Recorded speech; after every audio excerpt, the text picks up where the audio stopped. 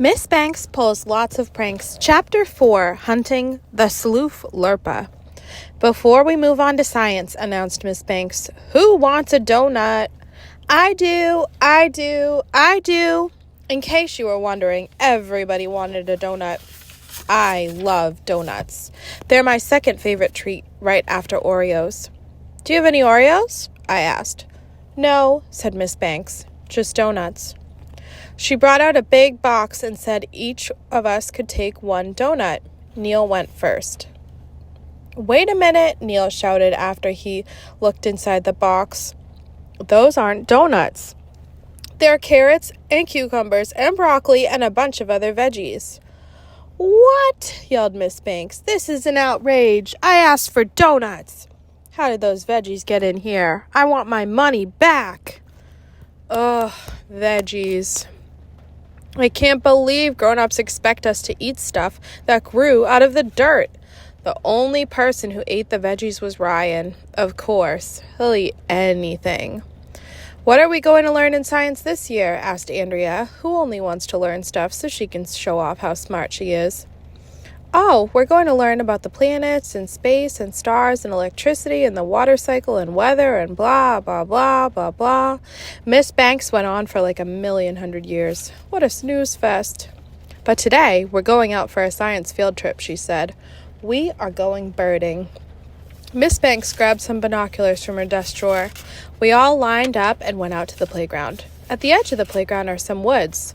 Shh, whispered Miss Banks as she tiptoed into the woods.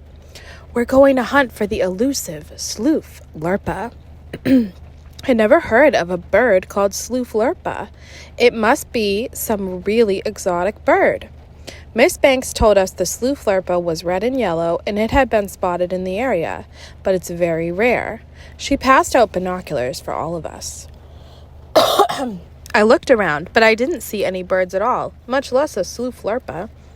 Miss Banks told us how the sloof lurpa flies, what it eats, how it raises its young, and other stuff. She opened a bag of marshmallows and gave one to each of us. The sloof lurpa has been known to swoop down and take a marshmallow right out of your hand, said Miss Banks. It's the most glorious thing. Ooh, I hope we see one, Emily said as we tiptoed through the woods. Sloof lurpa, hollered Miss Banks, holding a marshmallow over her head. Sloof lurpa, loo-fa-loo-fa-loo. What's that? Ryan asked. That's the sloof lurpa mating call, replied Miss Banks. You try it. Sloof lurpa, we all called. Loo-fa-loo-fa-loo. Flap your arms like a bird, instructed Miss Banks. That attracts them. We all flapped our arms and called out, sloof lurpa, loo-fa-loo-fa-loo. There were some birds flying around, but I didn't see a sloof lurpa. Maybe the sloof lurpas are hibernating, suggested Alexia. Like bears. We just need to keep looking, said Miss Banks. I know they're out here somewhere.